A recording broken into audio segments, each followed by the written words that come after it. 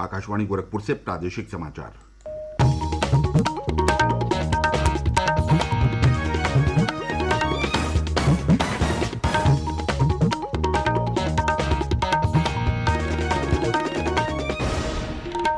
नमस्कार, समाचार बुलेटिन के साथ मैं प्रमोद कुमार सिंह। पहले मुख्य समाचार। राष्ट्रपति रामनाथ कोविंद ने कल अयोध्या में रामायण कॉन्क्लेव का किया शुभारंभ। कहा, रामायण में भारतीय परंपरा के मूल्यों और संस्कृति का है समावेश।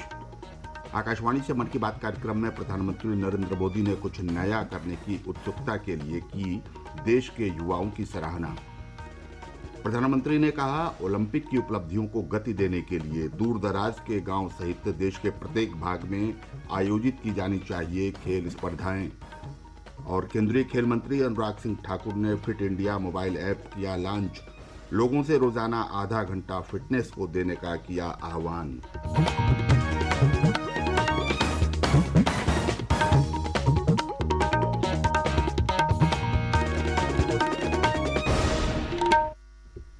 समाचार विस्तार से।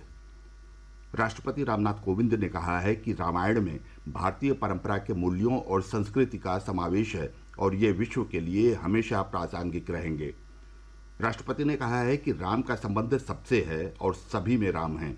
वे कल अयोध्या में रामायण कॉन्क्लेव के उद्घाटन अवसर पर बोल रहे थे। इस संदर्भ में रामचरितमानस की एक अत्यंत लोकप्रिय चौपाई का मैं उल्लेख करना चाहूंगा, जिसमें कहा गया है कि सिय राम में सब जग जानी, करो प्रणाम जोर जुग पानी। इस पंक्ति का भाव यह है कि हम पूरे संसार को ईश्वर में जानकर सभी को सादर स्वीकार करें। हम सब प्रत्येक व्यक्ति में सीता और राम को ही देखें। राम सबके हैं और राम सब में है। आइए हम सब स्नेहपूर्ण विचार के साथ अपने दायित्व का पालन करें। मेरी शुभकामना है कि रामायण के प्रचार प्रसार से जुड़े आप सबके सभी प्रयास सफलतापूर्वक संपन्न होंगे। राष्ट्रपति ने कहा कि अयोध्या और रामायण अन्य देशों के साथ हमारे संबंधों को सांस्कृतिक शक्ति भी प्रदान करते हैं।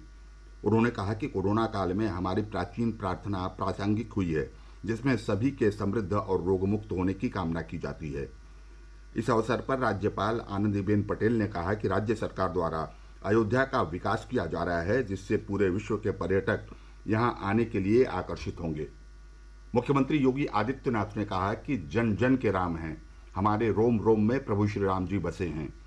उन्होंने कहा कि 5 शताब्दियों के लंबे इंतजार के बाद प्रधानमंत्री नरेंद्र मोदी की अनुकंपा और उनके प्रयास से अयोध्या में भगवान श्री राम के भव्य मंदिर निर्माण का काम जारी है।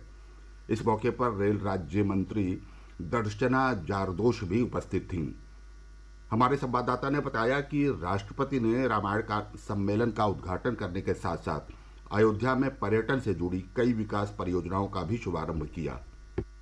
खूबसूरत अंदाज में सजे अयोध्या रेलवे स्टेशन पर विशेष रेलगाड़ी के पहुंचने के साथ ही राष्ट्रपति रामनाथ कोविंद अयोध्या की यात्रा करने वाले देश के पहले राष्ट्रपति बन गए। राष्ट्रपति ने रामायण कॉन्क्लेव का शुभारंभ किया, जो आज से शुरू होकर 1 नवंबर तक प्रदेश के विभिन्न स्थानों पर आयोजित की जाएगी। रामायण कॉन्क्लेव विभिन्न तिथियों पर अलग अलग चरणों में अयोध्या, गोरखपुर, बलिया, वाराणसी, विंध्याचल, चित्रकूट, ललितपुर, श्रृंगवेरपुर, बिठूर, बिजनौर, बरेली, गाजियाबाद, मथुरा, गढ़मुक्तेश्वर, सहारनपुर और लखनऊ में आयोजित होगी। रामायण कॉन्क्लेव में प्रातःकालीन सत्र में विशिष्ट कथावाचकों तथा रामायण के विद्वानों द्वारा रामायण के विभिन्न प्रसंगों पर सार गर्भित व्याख्यान और विचार विमर्श होंगे। सायंकालीन सत्र में रामायण और राम कथा से संबंधित सांस्कृतिक प्रस्तुतियां संपन्न होंगी। रामलीला और लोक बोलियों के कवि सम्मेलनों के माध्यम से राम कथा के विभिन्न संदर्भों को भी प्रस्तुत किया जाएगा। सुशील चंद्र तिवारी, आकाशवाणी समाचार, अयोध्या।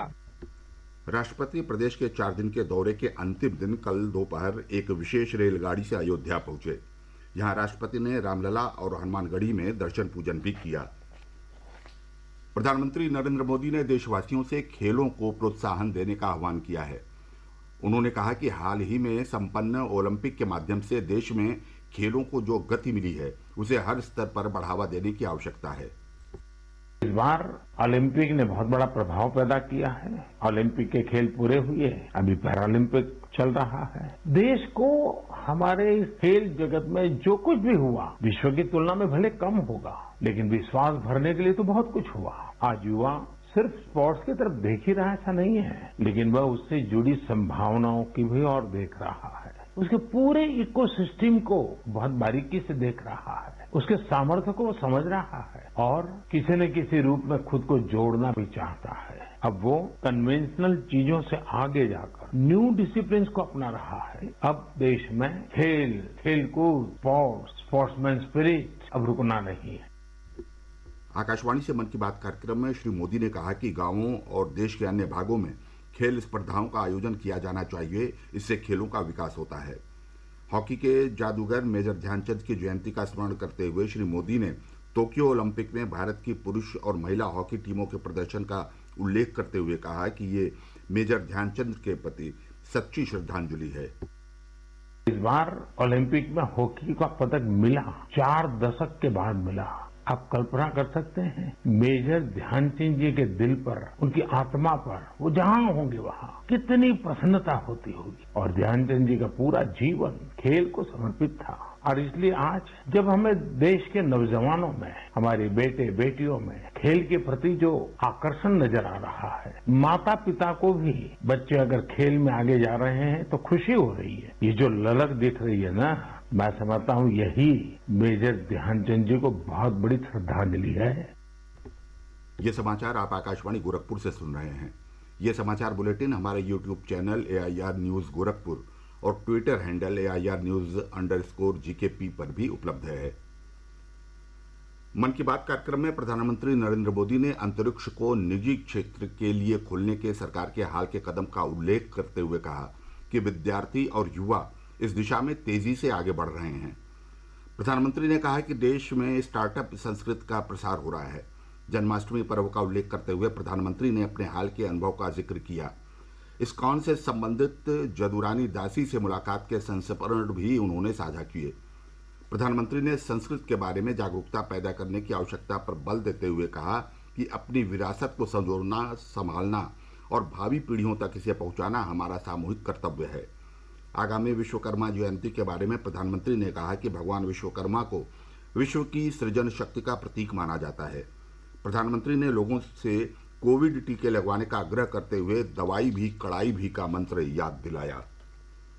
केंद्रीय युवा कार्य और खेल मंत्री अनुराग सिंह ठाकुर ने फिट इंडिया अभियान की दूसरी वर्षगांठ मनाने और आज़ादी का अमृत महोत्सव के हिस्से के रूप में कल फिट इंडिया मोबाइल ऐप का शुभारंभ किया। फिट इंडिया ऐप एंड्रॉयड और iOS प्लेटफॉर्म दोनों पर उपलब्ध है और इसे इस तरह से तैयार किया गया है कि ये आम स्मार्टफोन पर भी काम करेगा। नई दिल्ली में इसकी शुरुआत करते हुए श्री ठाकुर ने कहा कि ये मोबाइल एप्लीकेशन फिटनेस पर निगरानी रखने में मदद करेगा और इस एप्लीकेशन के माध्यम से ये दिखाने की कोशिश की गई है कि फिट रहना आसान है। उन्होंने लोगों से फिट रहने के लिए हर रोज आधा घंटा देने का आग्रह किया। सूचना एवं प्रसारण मंत्रालय के विभिन्न इकाइयों द्वारा आज़ादी का अमृत महोत्सव के अंतर्गत 23 अगस्त से कल 29 अगस्त तक विशेष सप्ताह का आयोजन किया गया।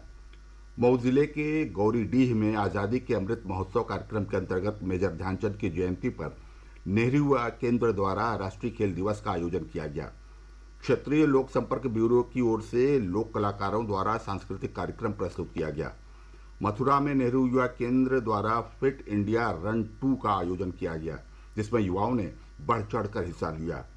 पीलीभीत में क्षेत्रीय लोक संपर्क ब्यूरो एवं नेहरू युवा केंद्र द्वारा नुक्कड़ नाटक कार्यक्रम आयोजित किया गया। प्रदेश भर में आज श्री कृष्ण जन्माष्टमी का पर्व श्रद्धा, भक्ति और हर्षोल्लास के वातावरण में मनाया जा रहा है। विभिन्न स्थानों पर भगवान श्री कृष्ण के जन्म और जीवन से जुड़ी झांकियां सजाई गई हैं। लोगों ने अपने घरों में भी झांकियां सजाई हैं, जहां मध्य रात्रि को भगवान श्री कृष्ण का जन्मोत्सव मनाया जाएगा। मथुरा में श्री कृष्ण जन्माष्टमी पर्व का विशेष उत्साह है।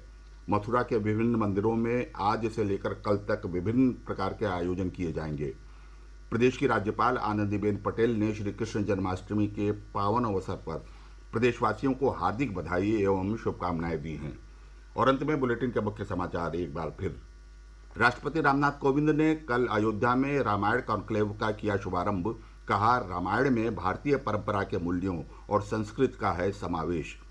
आकाशवाणी से मन की बात कार्यक्रम में प्रधानमंत्री नरेंद्र मोदी ने कुछ नया करने की उत्सुकता के लिए की देश के युवाओं की सराहना।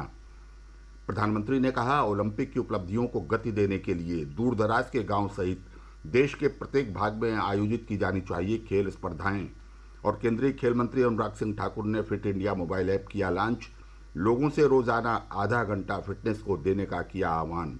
इसके साथ ही प्रादेशिक समाचार बुलेटिन समाप्त हुआ। नमस्कार।